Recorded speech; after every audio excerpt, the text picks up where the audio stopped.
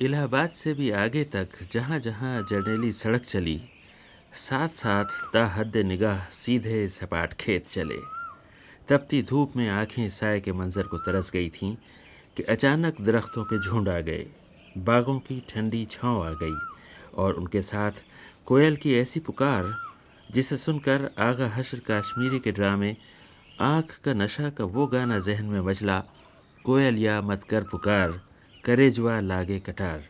اور پھر اچانک یاد آیا کہ یہی بنارس تو آغا حشر کا شہر ہے، بمبئی اور کلکتے کے تھیٹر سے نکل کر جس کی پکار ادب اور ناٹک کی دنیا کے کونے کونے تک گئی، یہ اسی آغا حشر کی بستی ہے۔ چلیں اور وہ گلیاں اور وہ در و دیوار ڈھونڈیں جن میں ایسا عہد ساز ذہن پروان چڑھا ہوگا کہ گنگا کی لہروں کے دھیمے دھیمے تھپیڑوں اور باغوں میں کوئل کی پکاروں نے جس کے دل میں کیسا کیسا سوز و گداز نہ بھرا ہوگا۔ چنانچہ ہم گئے اور نہ صرف آغا حشر کی گلیاں ڈھونڈ نکالیں، بلکہ ان کے سوز و گداز کی داستانیں کہنے والی ایک شخصیت کو بھی پا لیا، اور وہ تھے آغا محمد شاہ حشر کاشمیری کے بھتیجے آغا جمیل کاشمیری۔ کوئلیا مت کر پکار کرے جوا لاگے کٹار، کوئلیا۔ یہ بنارس کے محلہ گووند پورہ کلاں کا ناریل بازار تھا، جہاں ایک تختی لگی نظر آئی، آغا حشر لین۔ اسی گلی میں وہ مکان ابھی جوں کا توں موجود ہے جہاں 3 اپریل سن 1879 کو آغا حشر پیدا ہوئے تھے۔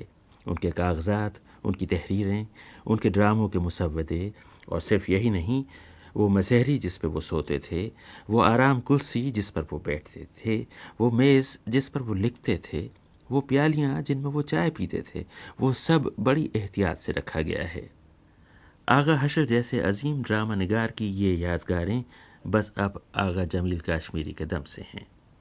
جو استطاعت رکھتے ہیں وہ اگر مدد کو نہ پہنچے تو کتابوں میں تذکرے کے سوا کچھ نہیں بچے گا۔ میں پہنچا تو دیر تک بڑے ابا کے زمانے کے ناٹک کی باتیں سناتے رہے، وہ ایک الگ موضوع ہے۔ میرے اصرار پر ناٹک کے گانوں کے بول سنا رہے تھے۔ والی تو جگ کا ہے، والی تو جلم تھلم تیرے نور کی تجلی دے، ڈالی ڈالی آلی آلی کوئلیا گنبر، تو جگ کا ہے، والی تو۔ آغا جمیل کاشمیری، ان سے پرانے بنارس کی باتیں ذرا دیر بعد سنیں گے۔ بنارس علم و ادب کا شہر رہا ہے، یہ کبیر، تلسی، چندر بھان، پریم چند کا شہر ہے۔ فارسی شاعر علی حزیں یہیں دفن ہیں۔ رجب علی بیگ سرور نے زندگی کے کتنے ہی برس یہاں بنارس میں گزارے۔ جگر مراد آبادی یہیں پیدا ہوئے، اور غالب کلکتے جاتے ہوئے 1 مہینے بنارس میں رہے، مگر وہ مہینہ انہوں نے عمر بھر یاد رکھا۔ علم و ادب اور درس و تدریس کے اس شہر پر اب بڑی افتاد پڑی ہے۔ سفید پوشی کے لیے اور 2 وقت پیٹ بھرنے کی خاطر اب گھروں کے لڑکے جولاہے اور ٹھٹیرے بن گئے ہیں، اور سب سے برا حال مسلمانوں کا ہے۔ علم کا حال دیکھنے میں بنارس ہندو یونیورسٹی پہنچا۔ شہر سے ذرا باہر گنگا کے کنارے نہایت صاف ستھرا اور آراستہ کیمپس، دائرے بناتی ہوئی عمدہ سڑکیں، اور باغوں اور روشوں کے پچھواڑے عمارتیں، خالص ہندو طرز کے ستون، ویسی ہی جالیاں اور ویسے ہی دریچے، درسگاہوں، انتظامی دفتروں، رہائش گاہوں، یہاں تک کہ معمولی خدمت گاروں کے کوارٹروں کی عمارتیں بھی اسی ہندو طرز تعمیر کا نمونہ تھیں۔ میں اردو کے نوجوان اور ہونہار استاد ڈاکٹر ظفر احمد صدیقی کے پاس پہنچا اور ان سے پوچھا کہ مجھے بتائیے بنارس میں تعلیم کا کیا حال ہے۔ چونکہ یہاں کی آبادی کا، مسلم آبادی کا بیشتر طبقہ اس کی اپنی معیشت کا دار و مدار دستکاری پر ہے، اس لیے ان لوگوں کی توجہ تعلیم کی طرف نہ ہونے کے برابر ہے۔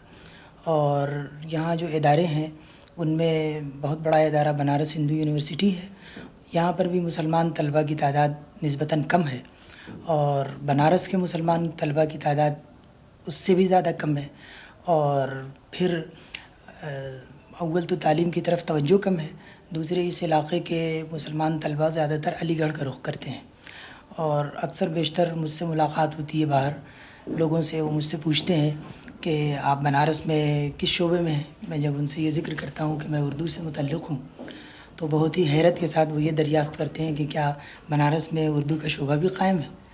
اور میں ان کے سامنے اکثر بیشتر یہ کہتا ہوں کہ صرف اردو شعبہ نہیں بلکہ فارسی اور عربی بھی ہے، لیکن یہ کہ یہ بدقسمتی ہے کہ آپ اس کی طرف آتے نہیں، توجہ نہیں کرتے، یہ صورتحال ہے.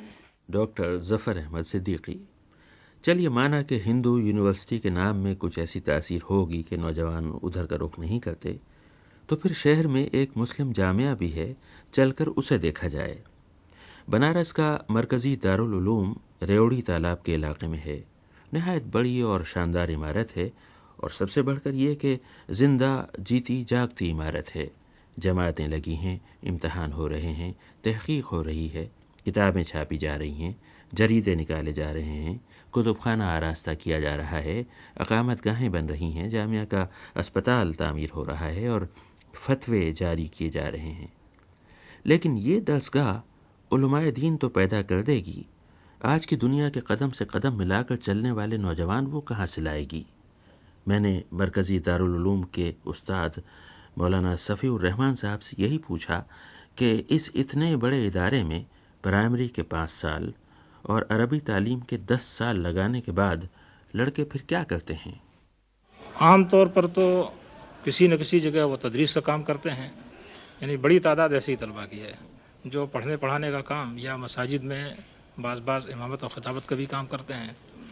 کچھ ایسے ہیں جو تجارت میں لگ جاتے ہیں، کچھ ایسے ہیں جو یہاں کے سند کی بنیاد پر کسی میڈیکل کالج میں داخلہ لے لیتے ہیں اور وہاں سے وہ آگے بڑھتے ہیں اور ڈاکٹر بن جاتے ہیں. اور اب تو باقاعدہ ریسرچ وغیرہ کے شعبے کے لیے بھی راستہ ہموار ہو گیا ہے، سند منظور ہوئی ہے، تو اس منظوری کے تحت وہ ایم اے میں یا بی اے کے دوسرے یا تیسرے سال میں داخل ہوتے ہیں اور اس راستے سے وہ ریسرچ وغیرہ تک پہنچتے ہیں. اچھا، ایک خاصی تعداد ایسی ہے طلباء کی جو یہاں سے فارغ ہو کر کے کسی عرب ملک میں، خاص طور پر سعودیہ میں مزید تعلیم کے لیے پہنچی، اور وہاں سے انہوں نے بہت کچھ آسانیاں اور سہولتیں حاصل کیں. یا تو انہوں نے لائسنس کیا، لائسنس تو یہیں کر لیتے ہیں، مگر اس کے بعد پھر وہ لائسنس کیا اور اس کی بنیاد پر ان کا کہیں تقرر ہو گیا سعودیہ ہی کی طرف سے. کچھ لوگوں نے ایم اے کیا اور کچھ لوگ پی ایچ ڈی میں بھی پہنچے ہیں. تو یہ تھا بنارس کا مرکزی دارالعلوم، جس کی اعلیٰ جماعتوں میں تقریباً 400 لڑکے ہیں. ان میں سے 350 بستی، گونڈا، بہار اور بنگال سے آئے ہیں. خود بنارس کے بمشکل 50 لڑکے ہیں. اس شہر کے لیے یہ معمولی نہیں، بڑی تشویش کی بات ہے. ہوش و خرد سے گزرے، دیوانگی سے گزرے، کچھ بھی سمجھ نہ پائے، اس برہمی سے گزرے. ہم تیرے غم کو لے کر ہر سر خوشی سے گزرے. ہم تیرے غم کو لے کر ہر سر خوشی سے گزرے، تیری خوشی کی خاطر اپنی خوشی سے گزرے. یہ بنارس کے مشہور علاقے مدن پورہ میں پالچا بافی کے پرانے تاجروں کی قدیم لیکن شاندار کوٹھیوں میں ایک وسیع و عریض کمرہ ہے. اونچی اونچی چھتیں جن پر نقش و نگار ابھرے ہیں، رنگین شیشوں کی کھڑکیوں میں لوہے کی نازک کام کی جالیاں لگی ہیں، دیواروں پر سبز روغن ہے اور سنہرے بیلوں کے نقش نگار بنے ہیں. اطالوی طرز کے ٹائل لگے ہیں، کمل کے پھول اور شہتوت کے پتوں سے مزین. دیواروں پر الماریاں جڑی ہیں جن میں تھان کے تھان لپٹے رکھے ہیں. ہر ڈیزائن کا کوئی نام یا کوئی نمبر ہے. فرش پر سفید چاندنی بچھی ہے. ایک طرف مسند ہے جس پر لکڑی کا فرشی ڈیسک رکھا ہے، وہی جس پر بہی کھاتے لکھے جاتے ہیں.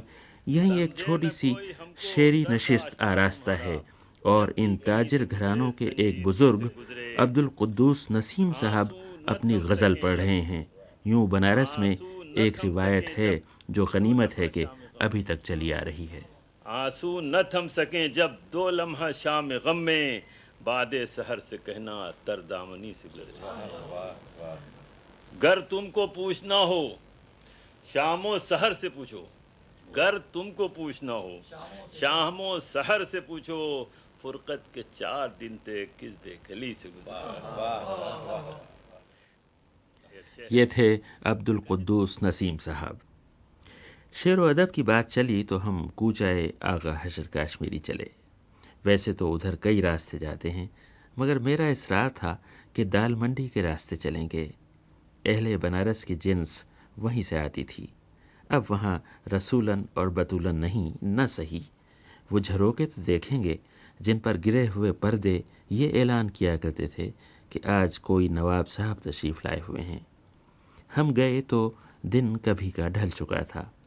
سوچتے گئے کہ ہر طرف راگ راگنیوں کی جھڑی لگی ہوگی، مگر دال منڈی میں ہم ایسے سبز قدم نووارد نکلے کہ ہمارے وہاں جاتے ہی علاقے کی بجلی چلی گئی اور اندھیرا چھا گیا. جو لوگ اجالے میں ادھر جاتے ہوئے ڈرتے ہوں گے انہوں نے موقع غنیمت جانا اور لپکے، مگر کچھ یوں کہ وہ جاتے تھے ہم نکلے. جہاں دال منڈی ختم ہوئی وہاں ناریل بازار شروع ہوا.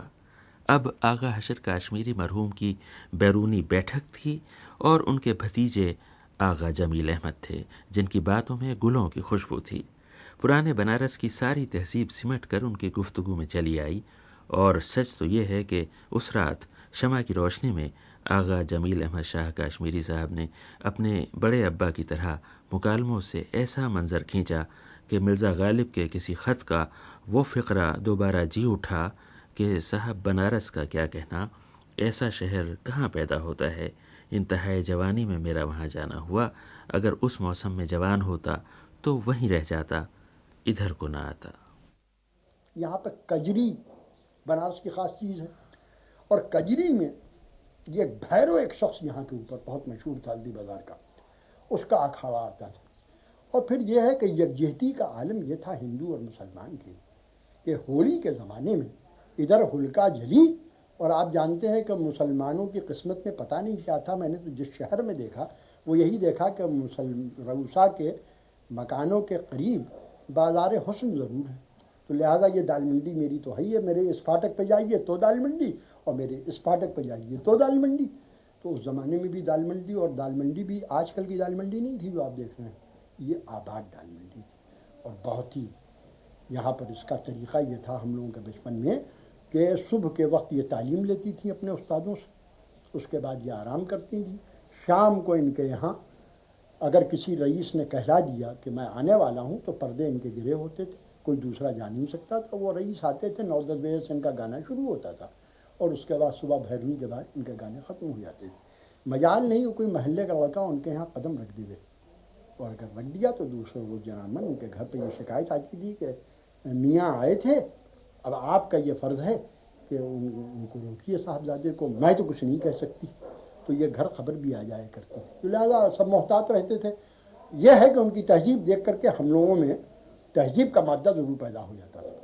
تو اس زمانے میں یہ تھا کہ جتنے اکھاڑے آتے تھے وہ اس بازار حسن ہی میں آتے تھے. تو ہولی جلی اور مسلمانوں کے اکھاڑے آنے شروع ہوئے. یہ دف ہوتے تھے اور جرامن اس کے اوپر وہ ستار ہوتے، اور یہاں پر جناب انہوں نے کوئی چیز، اب اس کے اندر جناب بہت اچھے اشعار پڑھے جاتے. تو فی البدی آپ نے ایک اکھاڑے نے کچھ کہا، اس کا جواب دوسرے اکھاڑے نے دیا، اس کا جواب دوسرے اکھاڑے نے دیا. اب یہ سلسلہ جو ہے یہاں سے وہاں تک دال منڈی جو ہے وہ بھری ہوئی ہے، اور یہ سلسلہ ہو رہا ہے. اور جناب فجر کی نماز ہوئی اور یہ ختم ہو گیا. اور جب ان لوگ چلے گئے تب اس کے بعد رنگ ہوا. اور رنگ بھی یہ نہیں کہ تارکول اور یہ تمام چیزیں نہیں. اس زمانے میں خرسنگھار سکھا کے رکھے جاتے تھے، زعفران اس کا رنگ، یا بہت ہلکا رنگ. پھر اس کے بعد ٹکڑیاں نکلتی تھیں گاتی ہوئی، یہ ٹھٹھیروں کی ہیں، یہ ان کی ہیں، یہ ان کی ہیں. آگے آگے شہنائی بج رہی ہے. اور یہ جو بسم اللہ کا خاندان ہے اس میں سے بھی جو ان کے ماموں وغیرہ یا ان کے اور عزیز تھے وہ جنامن آگے آگے شہنائی بجا رہے ہیں اور وہ جنامن گاتے ہوئے جا رہے ہیں.